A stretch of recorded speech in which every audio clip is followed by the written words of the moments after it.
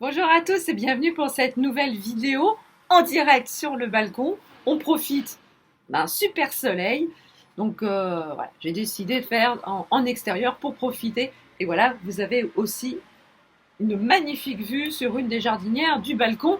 Comme ça, voilà, c'est un update lecture fleuri en plein air et comme vous l'avez vu dans le titre, spécial coup de cœur.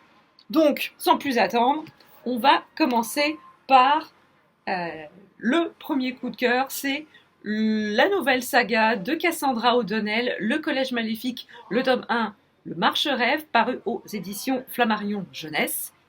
Alors, je tiens quand même à dire que c'est illustré par Jean-Mathias Xavier, qui a fait un travail absolument sublime sur la couverture, mais également à l'intérieur. Voilà, vous voyez ici.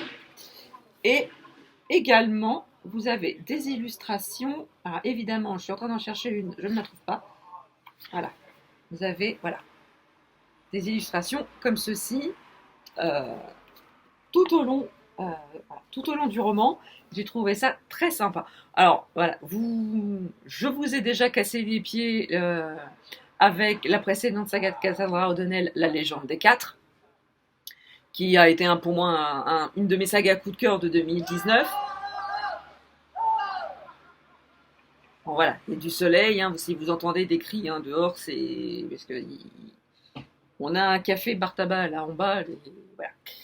Et des fois c'est un petit peu catastrophique. Bref, donc vous connaissez, voilà, je vous ai déjà parlé de de la légende des quatre, qui est une de mes sagas coup de cœur.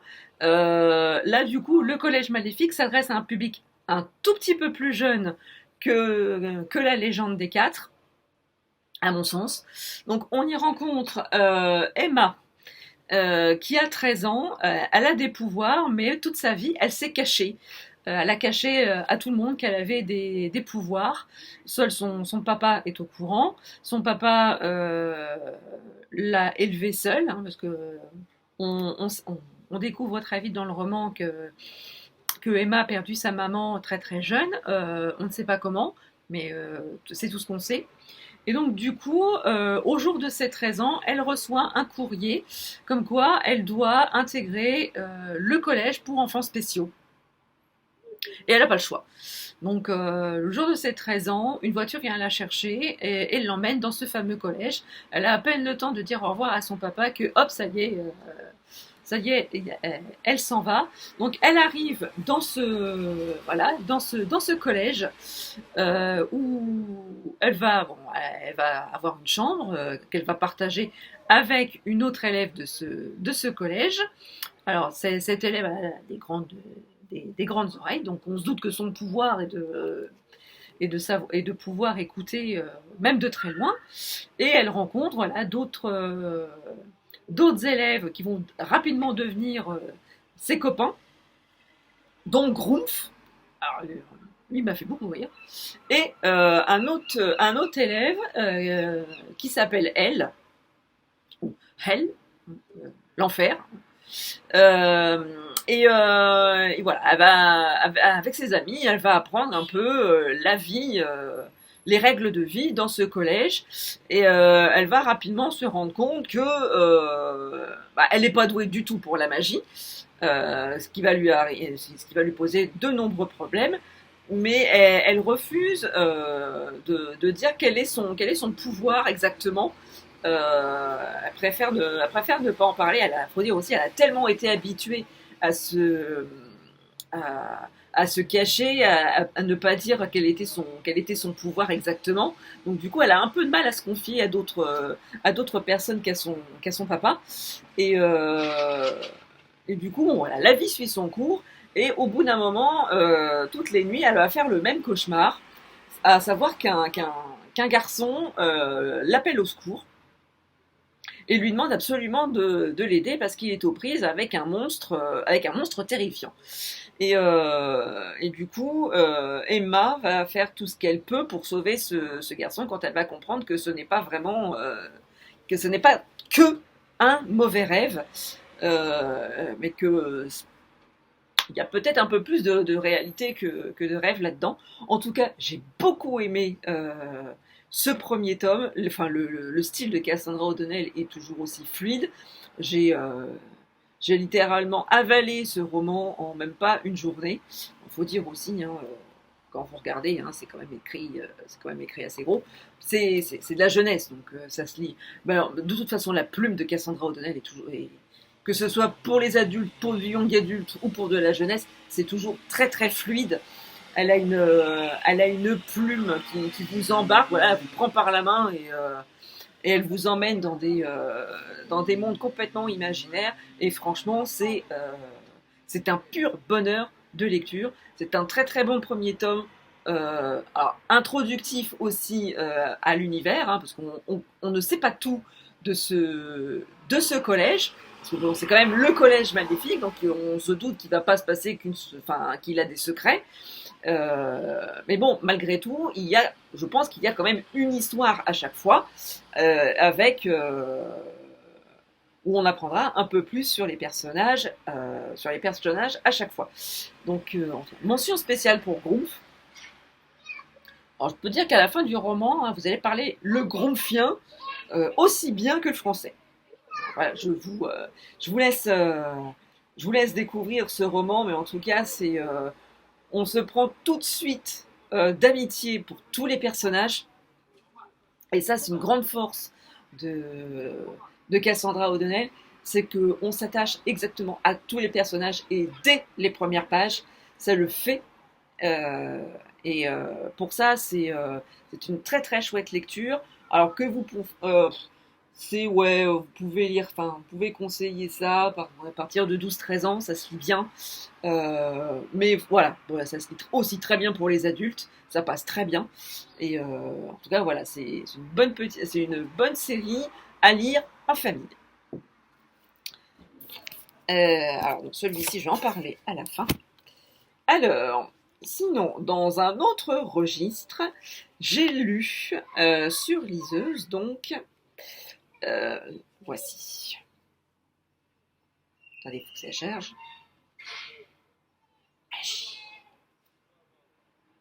Voilà. Donc, j'ai lu Les Tribulations d'Esther Parmentier de Maëlle Dessart, paru aux éditions Rageot, Cadavre haché, vampire fâché. Donc voilà, ça vous donne tout de suite le ton de cette histoire. Alors, attention, il est classé en jeunesse. Pour l'avoir lu, je trouve quand même que il y a certaines références dans ce livre que les plus jeunes ne comprendront pas. Enfin, ne comprendront pas. Ils comprendront pas ce qui se cache derrière. Parce qu'il y a beaucoup de références à des séries ou des dessins animés des années 80-90. Et c'est vrai que pour les plus jeunes, même s'il y a des notes en bas de page, ça ne va pas leur parler. Donc, je pense qu'ils vont passer quand même à côté de certaines subtilités de l'histoire, bien que ça peut... oh, oui, non, il y a quand même... elle est mal embouchée quand même, Esther, hein, s'il faut le dire. Elle a un caractère bien trempé, mais elle est quand même un petit peu mal embouchée. Donc voilà, je pense que ce roman n'est pas à mettre entre toutes les jeunes mains, et qu'il faut quand même être un petit peu averti et avoir un peu plus de bouteilles pour lire ce roman. En tout cas, alors, voilà, cette petite mention étant faite, donc voilà, on sait l'histoire d'Esther. Elle est jeune, elle a 19 ans, je crois. Elle vit à Strasbourg, en pleine canicule. Elle ne supporte pas la chaleur. Et elle fond. Elle est un petit peu grassouillette. Donc, elle supporte pas la chaleur. Et en plus de ça, là, elle vit à Strasbourg en pleine canicule. Et je vous raconte pas, dans l'Est, hein, quand il fait chaud, ça cogne. Donc, pour se rafraîchir un petit peu, elle passe devant un centre commercial climatisé. Et elle décide de s'y rendre pour profiter d'une relative fraîcheur et éviter de faire un malaise en pleine rue. Sauf que quand elle arrive aux abords de ce centre commercial, elle voit une multitude de paillettes dorées qui s'écoule devant ce centre commercial. Et elle est tout de suite prise à part par un gardien qui, lui, s'aperçoit qu'elle voit quelque chose de particulier que les autres ne voient pas. Et elle va se trouver embrigadée dans un espèce de service secret spécial fantôme et autres créatures mystérieuses. Et d'un stage de comptabilité dont elle se foutait royalement, elle va se retrouver stagiaire dans cette agence secrète. Et son mentor n'est d'autre qu'un vampire qui s'appelle Lohan. Et ils vont très vite enquêter, se trouver à enquêter sur un cadavre haché, hein, donc c'était pas très ragoûtant, hein, quand même. C'est pour ça qu'un public jeune, moyen, quoi. Hein. Et voilà, je me suis poilée du début à la fin de ce roman. Esther, elle est, comme je vous disais, elle est très mal embouchée, donc ça nous occasionne quand même de sacrés bons fous rires. Et dans toutes les situations où elle est confrontée, elle râle. Et bon, bon an, mal an, elle essaie quand même malgré tout de faire bonne figure. C'est plus ou moins, c'est plus ou moins facile. Et elle a un humour caustique. Elle est brute de décoffrage. Elle se laisse pas faire, elle se laisse pas marcher sur les pieds. Et les relations qu'elle a avec son mentor sont quand même assez particulières. Et ça nous occasionne des scènes assez drôles et complètement folle, hein. C'est complètement excentrique. On vous dirait que vous allez vivre ces scènes-là, vous, en tant que personne lambda, vous direz non mais arrête, t'as fumé la moquette, c'est pas possible. Et ben pourtant c'est ce qui arrive à Esther, et c'est un pur bonheur, c'est un pur plaisir, c'est frais. Bon, je sais pas si parler de fraîcheur avec des cadavres, puis c'est de la viande fraîche en même temps, hein, donc on peut y aller. Donc c'est très frais, ça se lit tout seul. Vous passez un excellent moment, vous éclatez de rire. Et du coup, la fin, hein, quand la fin arrive, je dis oh, c'est déjà fini. Bon, j'aurais bien passé encore quelques instants avec Esther Parmentier et tous ses acolytes. En mention spéciale à Mozzi qui est un fantôme.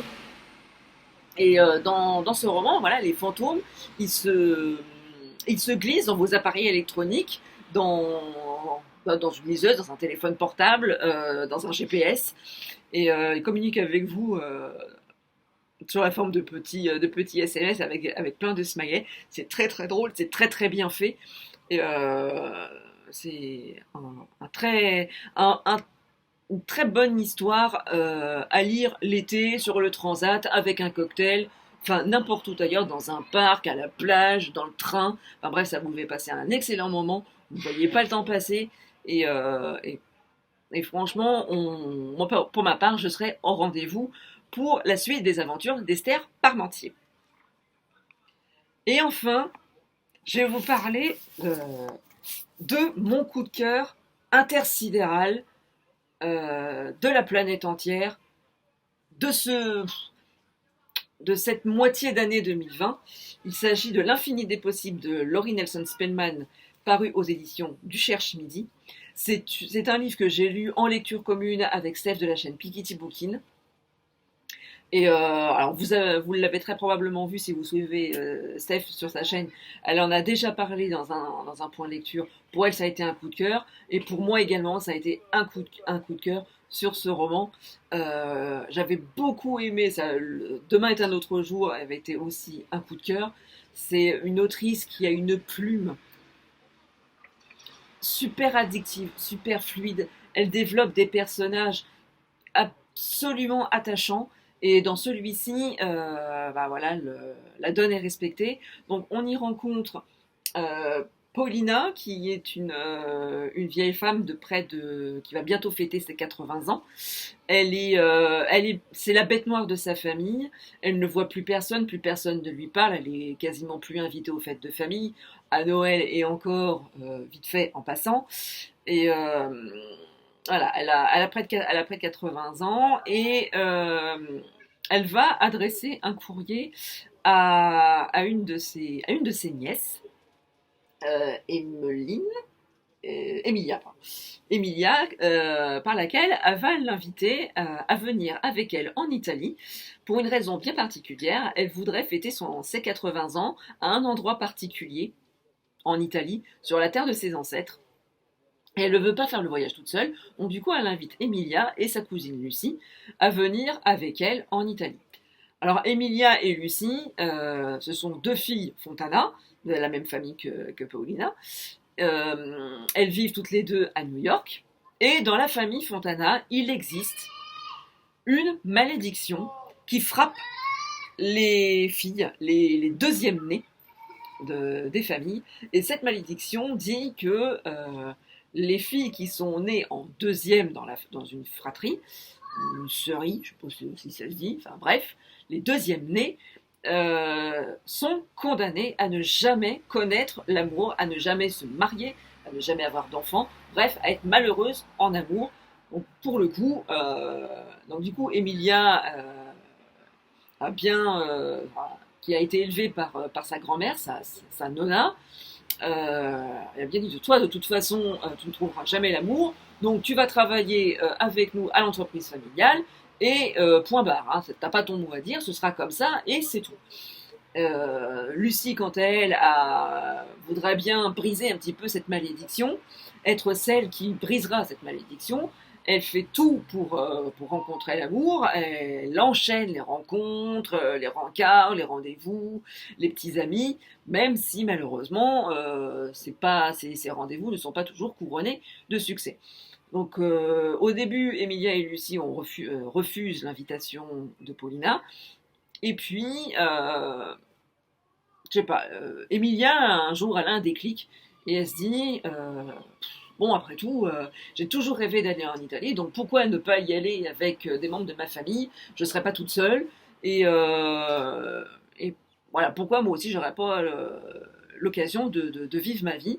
Et contre l'avis de sa nonna, elle décide de partir avec Paolina et Lucie en Italie.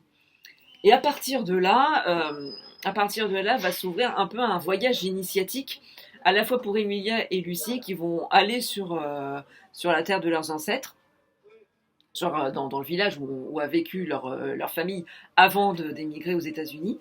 Et on va aussi faire un pèlerinage sur la jeunesse de Paulina, parce que, comme je vous l'ai dit tout à l'heure, elle souhaite être à un endroit particulier le jour de ses 80 ans. C'est une promesse qu'elle a faite à une personne qu'elle a rencontrée dans sa jeunesse. Et c'est pour tenir cette promesse qu'elle tient absolument à être là le jour de ses 80 ans. Et au fur et à mesure du roman, on repart dans le passé sur l'histoire de Paulina, parce qu'elle n'a pas toujours été la bête noire de la famille. Il s'est passé quelque chose dans son passé, et l'autrice nous l'explique. Avec douceur, avec bienveillance, avec beaucoup d'émotion, avec beaucoup de tendresse. Et on ne peut que s'attacher à Paulina, qui est... D'abord, on l'appelle Polly, et elle est lumineuse. On voudrait tous avoir on voudrait tous avoir une grand-mère comme ça, parce que nom d'un chien, elle dépote la mamie. Elle reste pas les deux pieds dans le même sabot. Elle a une garde-robe colorée, lumineuse. C'est un arc-en-ciel à elle toute seule. Elle est, voilà, elle est tendre. On a envie de la protéger. On a envie on a envie de l'entourer. On n'a pas envie de la laisser seule, parce que elle souffre quand même de solitude. Arriver à près de 80 ans, à être séparée de sa famille, à presque quitter sa vie terrestre sans avoir revu et parlé une dernière fois à ses frères et sœurs. Je pense que c'est quelque chose qui la touche beaucoup.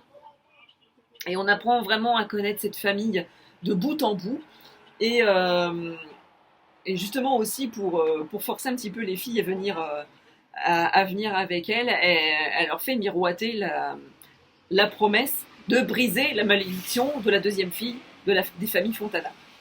Et donc voilà, on suit ces trois femmes sur leur leur parcours de vie. Alors du coup Paulina, elle regarde un peu, c'est un, voilà, c'est un pèlerinage, elle regarde un petit peu par-dessus son épaule pour voir faire un peu le bilan de sa vie. Et Emilia et Lucie, elles ont vraiment toute la vie devant elles et elles vont se découvrir l'une et l'autre. Parce que même en étant cousines, en se voyant de loin, elles se connaissent pas vraiment au fond, savoir quelles sont vraiment leur nature profonde, et elles vont se découvrir elles-mêmes. Elles vont découvrir qu'elles sont capables de beaucoup de choses et que libérées du carcan et des préjugés familiaux, elles sont capables d'aller vraiment beaucoup plus loin et elles sont capables vraiment de beaucoup de choses. C'est, voilà, rien n'est impossible, tout est possible, comme dit Paulina. Et c'est vraiment un magnifique roman sur la famille, sur l'amitié, sur la résilience, le pardon, la découverte de soi. Euh, et aussi un magnifique roman sur l'Italie. L'autrice, elle vous dépeint les paysages italiens. Voilà, le roman se déroule en Toscane. Et vous fermez les yeux, vous y êtes, quoi. Et voilà, la description de l'ambiance des repas dans une famille italienne, avec le bruit, avec la musique, avec le partage, avec les plats. Ah, là, ça, on sentait les plats à l'huile d'olive, quoi, les tomates mozza, le petit vin italien, le soleil, le lac où le soleil se reflète. C'est absolument magnifique et moi, ça m'a vraiment donné envie d'aller dans ce pays. Je devais partir au mois de mai, 2 semaines en Sicile en vacances. Bon, avec l'épidémie de Covid, ça s'est pas fait. Le voyage a été annulé. Mais voilà, rien qu'en lisant ce roman, j'y suis un petit peu allée en pensée et en évasion. Et ça m'a encore donné plus envie d'y aller l'année prochaine. Donc on va croiser les doigts pour y aller. Mais en tout cas, je vous conseille réellement ce roman, L'infini des possibles. C'est un très très bon roman et c'est la période idéale pour le lire. Vous riez, vous pleurez, vous avez la petite larme à l'œil. Euh, voilà, ça vous réconcilie un petit peu avec l'humain. Et je peux vous dire qu'en ce moment, l'humain, il n'a pas vraiment envie de se réconcilier avec lui. Mais au moins avec ce roman, vous y arriverez peut-être. Et voilà, c'est un très très gros coup de cœur. L'infini des possibles de Laurie Nelson Spellman. Allez-y, vous ne le regretterez pas. Je vous conseille à 1000% ce roman malgré, voilà, il fait 500 pages, je crois. Mais il se lit vraiment d'une seule traite. Vous ne verrez pas les pages passer. Et même en le refermant, je pense que vous en redemanderez encore. Donc voilà, cette vidéo est à présent terminée. J'espère vous avoir donné envie de lire tous ces romans. Et surtout, si vous les avez lus, n'hésitez pas à me le dire en commentaire. N'hésitez pas aussi à me dire quels sont vos coups de cœur, vos derniers coups de cœur du moment. Je serais ravie de discuter avec vous et de partager un petit peu tous ces coups de cœur tous ensemble. Voilà, j'espère que vous allez bien, que vous profitez des vacances et du soleil. N'hésitez pas à liker la vidéo si vous l'avez aimée, à la partager. Si vous n'êtes pas encore abonné à la chaîne, n'hésitez pas, abonnez-vous, c'est gratuit, ça fait plaisir. Et ça fait de mal à personne. Sur ce, je vous dis à très bientôt. Je vous souhaite une très très belle journée, de très très belles lectures. Et je vous dis à très bientôt pour une nouvelle vidéo. Bisous!